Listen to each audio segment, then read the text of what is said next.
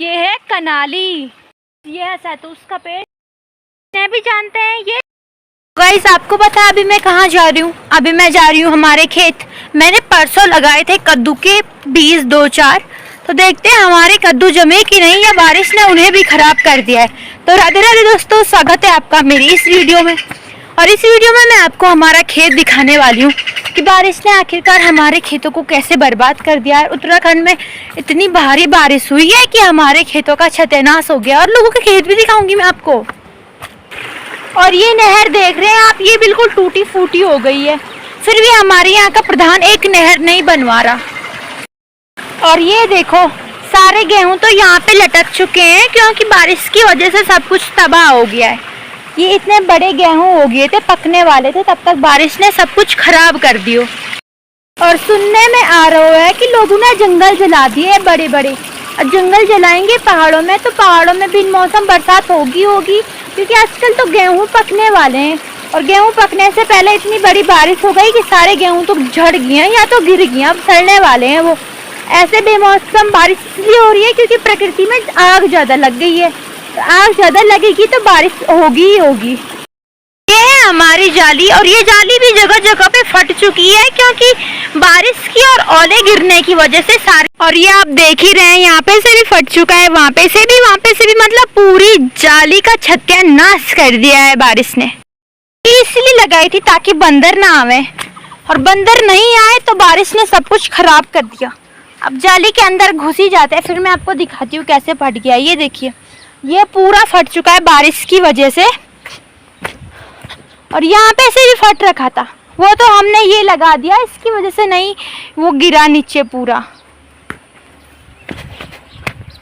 और आप ये वाली साइड देख सकते हो, इसमें तो पूरा फट ही गया है ये पूरा। यहाँ पे बांध भी दियो है इसको, लेकिन वो फिर भी यहाँ पे से तो नहीं बंधा, वो पूरा सत्यानाश हो गया है। तो यहाँ पे मेरे सर के ऊपर जाली है, और यहाँ पे देखो, यहाँ पे फुल आ जाती है मुझे क्योंकि यहाँ पे जाली फट चुकी है पूरी। ये इसका एक हिस्सा यो है और दूसरा हिस्सा ये है। अब इन दोनों हिस्सों को जोड़ना, जोर लगा के भी नहीं जुड़ा जा सकता, अगर जोर लगाएंगे तो जाली फट जाएगी, पर क्योंकि ये बीच में से फटो है इसलिए जोड़ा नहीं जा सकता। तो आपको दिखाते हैं हमारे कद्दू जमे कि नहीं जमे। इन लाइनों में तो दूर दूर तक कुछ नहीं जम रखा है, दूसरी लाइन में देखते हैं। गाइस बधाई हो, 2-3 लाइनों में छोटे छोटे पौधे तो जम ही चुके हैं हमारे, थोड़ा थोड़ा सा। एक ये जमा हुआ है और दूसरा ये जमा हुआ है, चलो कम से कम जम तो गए। और एक पौधो तो इतना बड़ो हो गयो है, ये ऐसा कद्दू का बीज लगायो तो हमने, चलो। लेकिन पूरा खेत में 3-4 पौधा जमा हुआ है बारिश की वजह से। इतने मेहनत से लगाया था और 3-4 पौधा ही जमा सिर्फ। अब क्या कर सकते हैं, शायद 3-4 ही लिखा होगा किस्मत में। ये जाली फट चुकी है और आधी जाली ऊपर की साइड है। और ये हमारा पॉली हाउस है जिसके अंदर तो मैंने सालों से देखा ही नहीं है ना। पॉली हाउस के अंदर पहाड़ों में टमाटर ऐसे के लगाया जाता है, पर यहाँ गुड़ाई नहीं हुई है, इसीलिए यहाँ देखिए इन टमाटर कुपोषित हो गए हैं। इतू सा टमाटर लग रहा है, वो भी फट गए हो है आधा।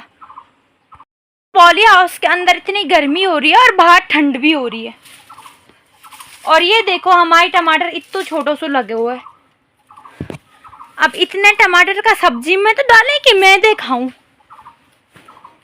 यो देखिए, बस इतने से छोटे छोटे टमाटर लग रखा है ऐसे। ये 2 टमाटर बड़ी मुश्किल से लगे हुए हैं। तो गाइस मुझे मेरी वीडियो खुद ही बनानी पड़ती है और अपना थोपड़ा भी खुद ही दिखाने पड़ता है। ये मैंने निकाल ली हैं, कुछ टमाटर घर ले जाऊंगी, वरना यहाँ तो इन्होंने सड़ना ही है। और मैं आपको बताती हूँ हम और जगह क्या क्या लगाने वाले हैं। इस पहाड़ों का हाल तो ये हो रखा है, एकदम बुरा हाल कर दिया बारिश ने, हमारी जाली फाट फूट के बराबर कर दी है। अब पता नहीं नई जाली लाना पड़ेगा। ये है नीपियर घास, जिसे हमारी कल्लू और नंदनी एकदम चाव से खाते हैं। तो ये घास लेने अभी धूप है हो रही है, तो शाम को आऊँगी। और गाइस पहाड़ों में थैला तो मिलने से रहा और मैं घर से भी नहीं लाई हूँ, तो चुन्नी पे ही बांधना पड़ेगा इन टमाटरों को। तो फटाफट इनको चुन्नी पे लपेट देती हूँ ताकि ये गिरे ना, वरना मेरे हाथ पे बोझ जैसा हो जाएगा और गिर भी जाएंगे, क्योंकि मैं खुद को नहीं संभाल पाती हूँ। तो और ये बांध दिया है मैंने टमाटर। तो पहाड़ों की नारी सब पर भारी, वो ऐसे ही सल्यूशन निकालती है।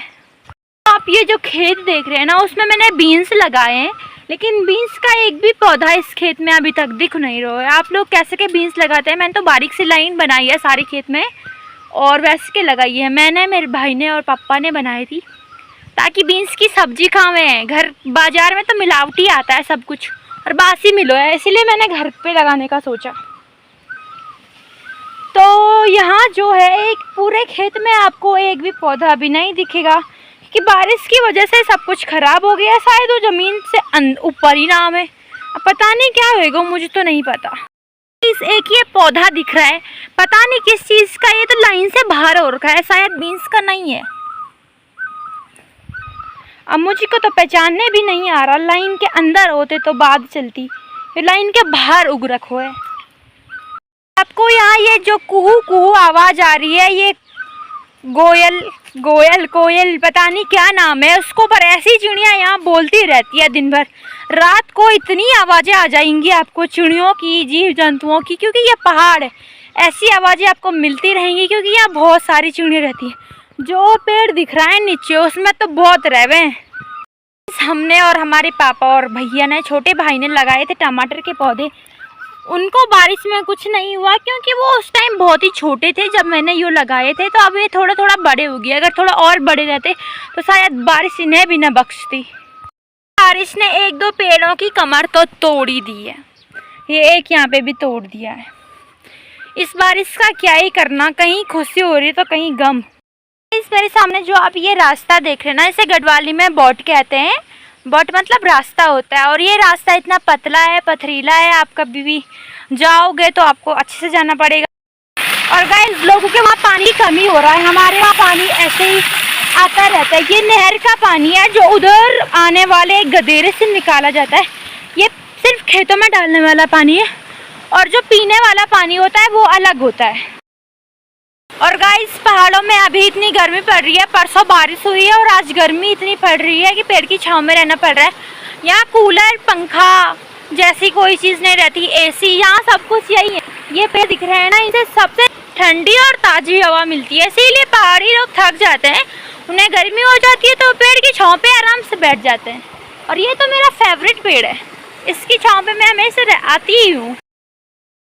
अभी मैं जाने वाली हूँ घर, और घर जाके मुझे फिर से खेती आना है, क्योंकि ब्लॉग बनाने के लिए मुझे अलग से आना पड़ता है। उस टाइम जिस टाइम काम कर रहे होते हैं ना, मैं अकेली हूँ और अकेले ब्लॉग बनाना पड़ता है, ऐसे फ़ोन रखना पड़ता है, तो बहुत मुश्किल है, क्योंकि पहाड़ में काम करना ज़्यादा इंपॉर्टेंट होता है। इसलिए मैं ब्लॉग बनाने के लिए अलग से टाइम निकाल के आती हूँ। तो राधे राधे, आपको मेरी ब्लॉग कैसी लगी ज़रूर बताना। जो ये इन दोनों पौधों को देख रहे हो ना, ये यहाँ की जड़ी बूटियाँ हैं जो गौ माता को खिलाई जाती हैं, और ये इसलिए खिलाई जाती है, जो आजकल गाय पे बीमारी चल रही है, जो उन पे दाने हो रहे हैं, तो वो दाने इससे ही खा करके उनके दाने बाहर फूट जाते हैं और अंदर से वो बिल्कुल सुरक्षित रहता है। क्योंकि गाय पे जो बीमारी हो रही है वो बहुत खतरनाक है, इसलिए मैं आपको इनका नाम बता देती हूँ। इसे कहते हैं चलमोड़ी, और इसका नाम पता नहीं, मुझे भी नहीं पता, मुझे तो बस ये मम्मा ने बताया था। ये है सैतूस का पेड़, अभी इस पे इतने छोटे छोटे सैतूस लगे, अगर आप कहीं पे देख रहे हो तो। और ये है इसका पेड़, जब सैतूस लगता है तो मैं भी बहुत खाती हूँ। ये है सैतूस का पेड़, अभी इस पे इतने छोटे छोटे सैतूस लगे, अगर आप कहीं पे देख रहे हो तो। और ये है इसका पेड़, जब सैतूस लगता है तो मैं भी बहुत खाती हूँ। मैं भी जानते हैं ये है छंतू कनाली, इन्हें बोलते हैं छंतू, कंडाली बोलते हैं। और हम बचपन में इनसे खेलते थे, तो हमारे वहाँ इन्हें बोलते हैं बकरी। जब हम छोटे थे तो हम बोलते थे बकरी बनाओ यार इनको, तो इन पे लगाते थे हम रस्सा। और अभी आते हैं आग जलाने के काम, क्योंकि पहाड़ों में लकड़ियाँ बहुत मिलती हैं, लेकिन जब हम खाजा बनाते हैं, खाजे बनते हैं चावल से, मतलब सट्टी से, और लग जाते हैं।